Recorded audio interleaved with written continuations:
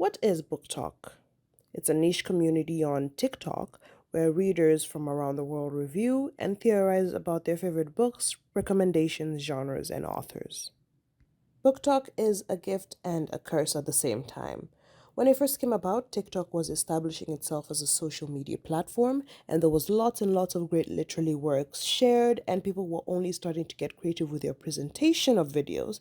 So the content wasn't always the most well produced, but the content was rich. And many great things came from this, a community of readers who can share and find their next great title they want to indulge in, several authors making a name for themselves, which unfortunately includes Colleen Hoover. While her books have very high ratings on Goodreads, it's the general consensus that, well, her books are, for lack of a better word, shit. But what is Book Talk now? Personal opinion, it has also gone to shit. But what was once an oasis of great recommendations and a landmark of literally milestones has devolved to clickbait videos of smut, smut, and more smut. Before I begin, I would like to iterate that your For You page is precisely that. For you! These are only my thoughts and opinions. And since TikTok is about to get booted out, the content is now moving to our Instagram reels to poison our timelines there. So the disease of book talk. Don't get me wrong, I absolutely love book talk, contrary to what I say in this video. It's a beautiful resource. What I'm most upset about is the misleading nature of TikTok and the oversaturation of a particular type of genre. Does anybody on this godforsaken app read a single book that isn't just straight up porn? Does anybody on this godforsaken app read any book that isn't just straight up porn? It's not spice. It's not a romantic novel. It's porn. Colleen, what are you doing here? This was the Booktok station at my local Barnes & Noble. I've never read a single one of these books, but why do I have a terrifying feeling that every single one includes an extremely detailed description of certain activities? I heard like an audio book recording of this book right here. The one that looks like a children's coloring book with people playing hockey on it. Do y'all know what this book is about? Oh, it's weird. I saw somebody reading It Ends With Us on the train at 10 in the morning. It's gotta be an addiction at that point. There's always that conversation of like, oh, like what would kill a Victorian child? One page of these books. One page. I'm thinking about this because I'm about to finish Pride and Prejudice and I'm looking for a new book to read. Now I made the mistake of looking up books to read on TikTok. Every single book has spice. I don't want spice. Booktok. Horrifying place. And it's true, it's just spice. For breakfast, lunch, and dinner, it doesn't encourage people to read, but merely be readers, looking more like we need therapy than a book recommendation. And a lot of it is not well written. And while people are reading more, the content suffers. So is that really a win? But as with everything, when a particular thing becomes oversaturated, the quality decreases and the clickbait videos tend to arise.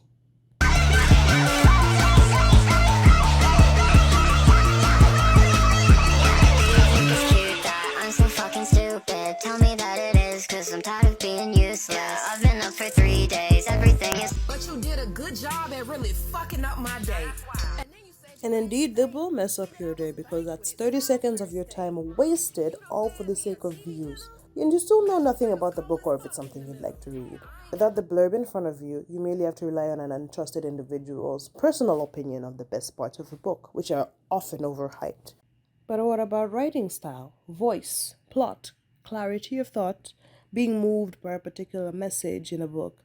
I can't remember the last book talk recommendation that I bought a physical copy. Ebooks are now my go-to because there's been far too much wasted money and disappointment on a particular recommendation. And now it's devolved into how much smut you can fit into 365 words rather than the quality of the content and what is being said. Red, White, and Royal Blue is one of the titles that took off from Booktok, released in 2019 and recently in 2023, having been adapted to a screenplay starring Nicholas Calatzin and Taylor Perez. Be if you were an anonymous person in the world. I was an anonymous working class kid for most of my life. And then my mom became president.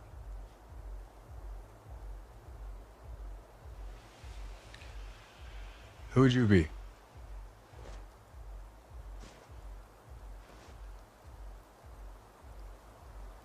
Be a writer.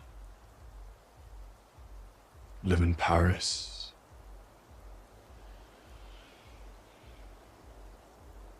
I'd certainly date more. Yeah, because it's so hard for a prince to get a date. People I date don't interest me, and the people who interest me, I can't date. Oh my God, Henry, I have no idea what you're talking about. Christ, you're as thick as it gets.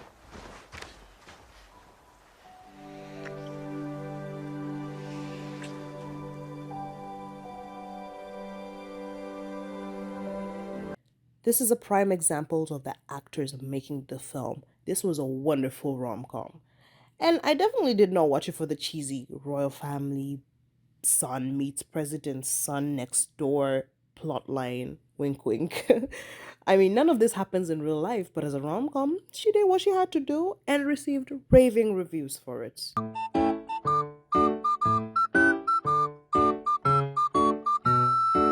Colleen Hoover is inevitable, it seems. Her most popular book, It Ends With Us, has also been adapted into a screenplay starring Blake Lively and Justin Baldoni and is set to release this summer, August 9th. It does revolve around domestic violence, which is what makes her so controversial. I have not read this title, but from the trailer, it seems to be yet another well-produced film. But 15 seconds. That's all it takes to completely change everything. I'm so sorry. Dang, that's heavy. But onto some noteworthy titles. A Court of Thorn and Roses, a fantasy romance series that still has everybody in a chokehold. They both die in the end. A tragic romance, Mexican Gothic, and my personal favorite, Ali Hazelwood's The Love Hypothesis, because who doesn't like a little romance for a woman in STEM, you know? I will relent that when you do find a good book with great writing, addictive characters, and a well-written spice, it feels spectacular. And you will relentlessly read everything that author has ever written. And I mean everything. I love you, Ali Hazelwood. There are only three extremes. A boring and very badly written book drawn out for chapters on end. Clickbait that serves no purpose other than to waste your time and garner views and money for the creator. Or just straight up. I get dirty thoughts about you. They get worse when I'm without you. Does that mean that I'm going to hell? Or are you thinking them as well? Whoa. So what is the solution? How do you find good books? Go to the library, read the blurb yourself. To be honest, I don't really know. I kind of do my own thing and wing it, but if you're like me, it definitely won't be through Booktok. TikTok was never designed as a search engine. You can utilize it to some extent. Like if I'm trying to find good restaurants, I will go to Food Talk, and that works. But when it comes to something as particular as literature, no one book can fit everybody's taste, so it's no wonder such a weird mix of genres has come up. But it makes sense. There is a high demand, so people are taking up writing to have a go at their favorite books, their favorite genres, and self-publishing and marketing to you in order to self-copies. In that sense, the job is done, money made, and you can move on to the next project as a writer and as a creator. However, as a consumer and a person, a bibliophile trying to find the next book to add to your collection, TikTok just won't do it. And that is the fast fashion of books.